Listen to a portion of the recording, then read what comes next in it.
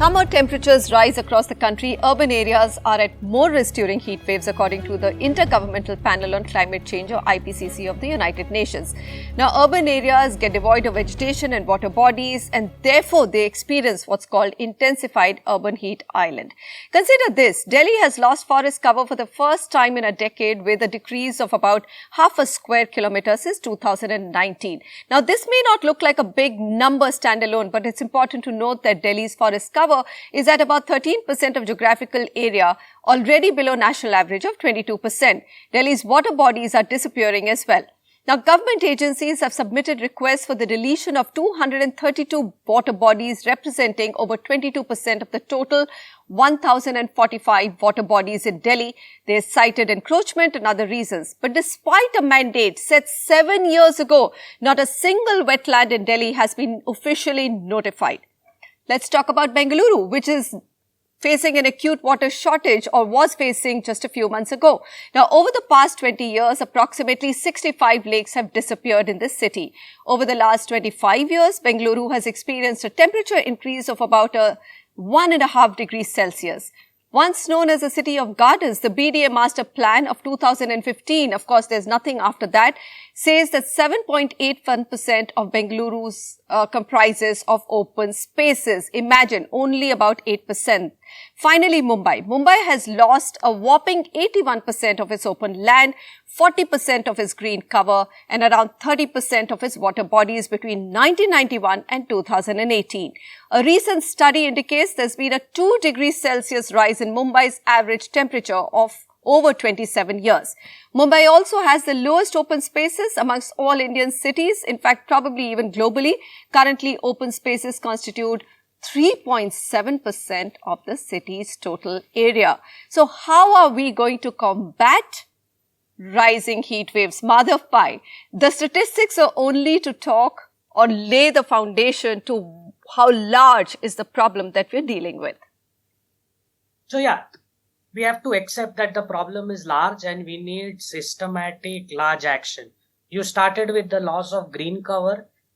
It's, you know what, now science says that you need about 7 trees per person. In Mumbai, there are places where there is 1 tree for 450 people. Right? So how do we rapidly increase greening in cities becomes extremely important. And there are ways, very scientific ways in which you can put a greening agenda. Again, it's not about just planting any trees. Then you have to be specific about what site, what location, what kind of species, is there the water. So very scientific approach to planting trees, planting with a plan. The second thing is the lack of water bodies. You talked about Bangalore. There is data across the top cities. 40-50% of urban development happens on land which is actually the highest recharge zones, etc. So how do we do urban development, even continue to do urban development, which we will, because we are going to, the urban population is going to double. We do it in a way that land that is used is able to still continue to absorb water and retain water. So I think urban development where water becomes extremely important, allowing water to sort of seep in and water bodies, etc., becomes extremely important, has to be done.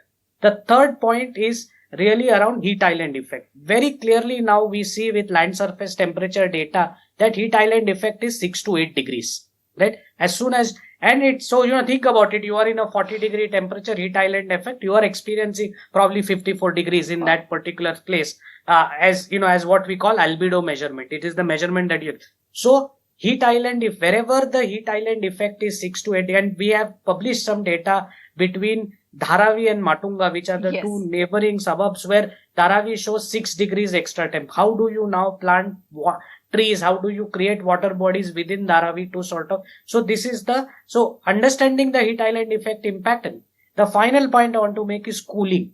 See, 75% of India's demand for energy is going to come from cooling. Right. And today if we have a total energy use is about 220 gigawatts. We will need in another 15-20 years, we'll need 220 gigawatts just for cooling, right?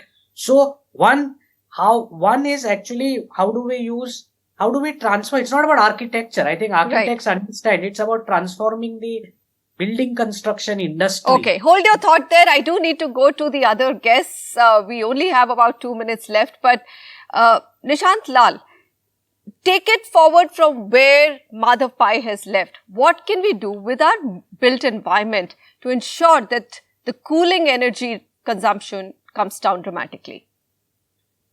I think one thing is very clear, that in terms of strategy, there are digital tools to really map your green tree cover, and that should be systematized in all cities in India. The government has already done very good work in traffic planning and smart cities. So the city-based cooling plan has to be prepared. The cool areas have to be mapped out and reinforced. Some areas are already naturally shaded. They are in water corridors. They have moisture content higher than some areas. They have to be mapped out. And there are digital tools to simulate these environments very easily. That lays in a very nice scientific methodology. Second thing, when we are doing new buildings, we have to make sure they are able to ventilate naturally, even in between them. It is the trapped heat amongst the buildings which is not able to move out of that space. That heat island effect is exacerbated. So we really need to design buildings, design cluster of buildings with a mix of ventilation areas. We have to stop paving all around our buildings. That reflects and makes it much more. We really have to unpave a lot of these. In many cities in Europe, they have a plan to unpave certain areas. Reducing asphalt cover is also a goal. So many ways how the building really behaves as an organic entity with the heat. So we really need to take it the science way, and we hope designers and other administrators will follow that route and understand this a little better. Right. Dr. Indu, things like reflective roofs, etc., ventilation, these are very sitting duck ideas, but I still see that all the new stock, very little of the new stock of residential or commercial projects which are coming up are really using these principles. I see more of glass, which is probably actually the most heat absorbent. How do we bring this mind shift? People who work with environmental friendly materials in the building sector, they said, people have this impression that when you move towards sustainable kind of housing materials, it is very expensive or it cannot withstand disasters. But then people have trying to do pilots and then say that, it is as good as any others that are there. So I guess there needs to be more conversations in the public spaces, more community engagement, which kind of showcases that the kind of technologies, which are, a lot of them are vernacular designs that are coming back into the oak, which means to say there are ways to do it, but you need to kind of get that messaging to the people who are actually building. 50% of the building stock is yet to be built, which means it's a great opportunity for us to redesign our cities, redesign the way we are expanding, and then try and come up with, maybe better public spaces, better kind of roofs. And of course, let's not forget the vulnerable population. I mean, what we are talking about is high-rise buildings probably. I'm hoping that the kind of experience that we are having this year and in the coming years will definitely kind of move the needle in the right direction. Right direction. And I think we need a lot more regulation around it. I think Absolutely. It's been a little bit, free for all. You get a platinum rating, but that platinum rating is really on OPEX and operational energy efficiencies that you have. No one's looking at the building construction per se, the design per se. Are they doing the best or not? Well, Dr. Indu K Murthy, Nishant Lall and Madhav Pai, thank you very much for joining me today. And I'm going to conclude by saying there are solutions. We know what has to be done. We simply need to recognize that it's a big and important issue to solve. How do we prepare our cities against rising heat waves? Thank you so much for joining me today on Urban Agenda.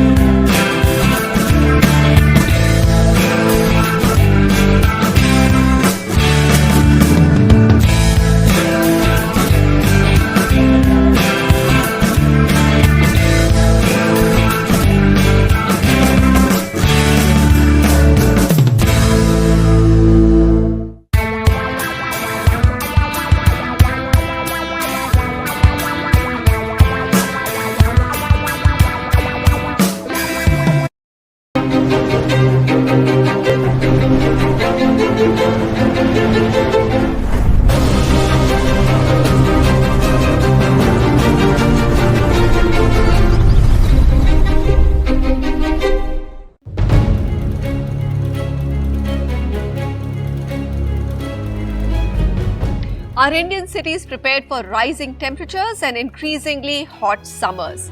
Now let's spell out some facts. On 28th April, temperatures reached 43.6 degrees Celsius in the Ram Mandir locality in the western suburbs of Mumbai, which is a coastal city, and they exceeded 40 degrees Celsius in the eastern suburb of Vidyavihar. Now, Bangalore, a city which did not need any air conditioning just a decade ago, has experienced a rainless April, unprecedented in 41 years, with temperatures breaching 40 degrees Celsius in some areas. On 5th May this year, yes, we did have a good April, but come May, Delhi recorded its hottest day of the year, reaching 41 degrees centigrade, exceeding the seasonal average by 2 degrees. Sitting in our air-conditioned homes and offices, we may not realize the brunt of it, but cities are on the boil. And this is no longer a dystopian future. Unbearable summers are becoming a reality. So how do we rewire our cities for rising heat waves?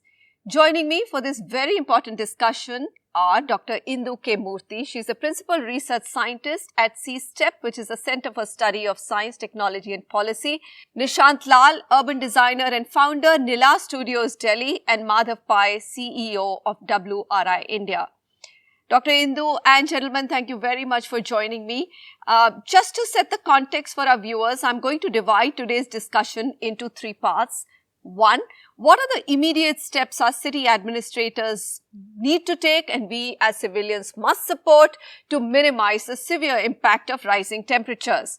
2nd, what are the long-term realities we must acknowledge, knowing that it's almost certain now that global temperatures will blast past 1.5 degrees above pre-industrial levels. In fact, a latest survey done by The Guardian, climate scientists expect the temperatures to rise to as much as 2.5 degrees, with disastrous consequences on lives and livelihood. And finally, what are the preparations we must begin today to prepare urban India from this inevitable rise in temperatures? Yes, everyone needs to prepare, including the villages, because this is urban agenda. We are putting the spotlight on urban centers, and they are also hotter than the countryside for various reasons, which our experts will point out. So let's start with each of your opinions. Dr. Indu, let me come to you first. You are the scientist on the panel.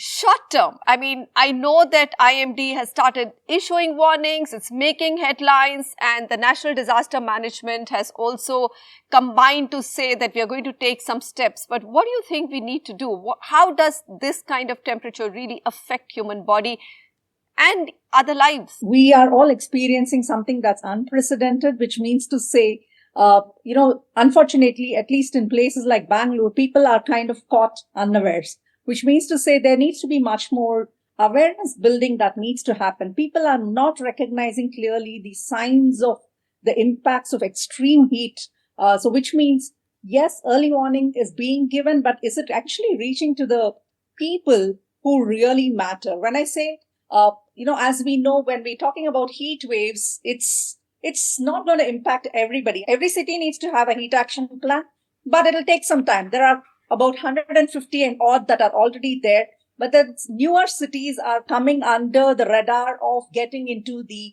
heat wave. So which means more and more cities have to prepare action plans, but that can happen later, or rather it will happen. But right now, what's pertinent is, how do we kind of provide water? How do we provide cooling centers at the right places? And of course, even though there is no law, can we kind of push people to recognize that there are extreme heat conditions and people need to be mindful of employing people during certain times, right, and also try to come up with something that could help these people who are out there. I think it comes, but it comes too late. So Madhav Pai, for your city, CREDAI MCHI has yesterday in fact, come out with a notification that we are now beginning to give breaks to our construction workers in the afternoon.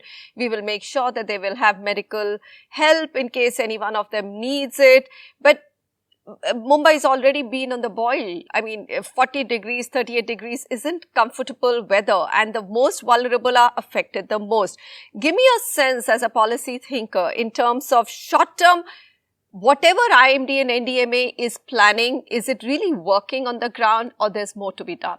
the way for cities to think about this is, what is the individual action? What do individuals do when temperature is above a certain point?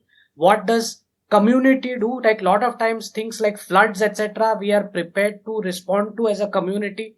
But heat, today still everybody uses individual action. And then what is the city action? So we talk about, building resilience at these three levels, at the individual level, at the community level, and then at the city level.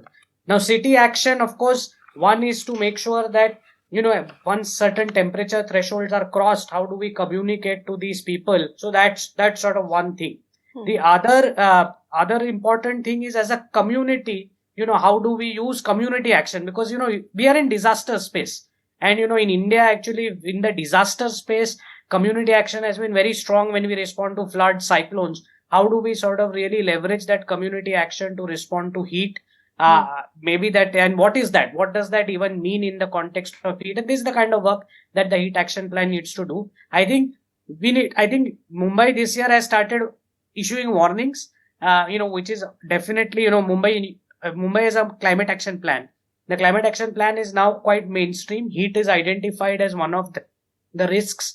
And, they have been now issuing warnings via SMS, etc. So I think making sure that these messages reach to the people that they should reach to. And then I think some clear guidance on what are the policy actions that need to be taken.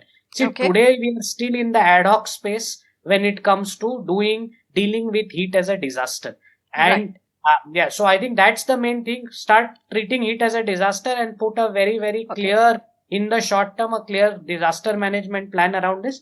Of course, and then there are some other actions that maybe I can come back to. We'll come back to that. Nishant Lall, now over to Delhi. We had a really benign April and we were quite thankful for it. But, May has hit us hard, slammed us quite hard as well.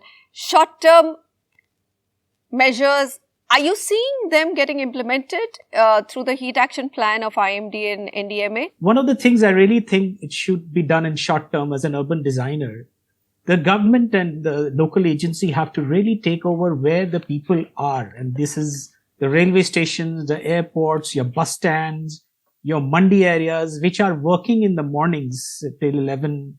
And then that's the time when the peak heat area are. They should have an infrastructure to protect them. Whether it's extra hydration point, misters, cooling towers, whichever can help. Because that is the action plan which can be taken pretty immediately.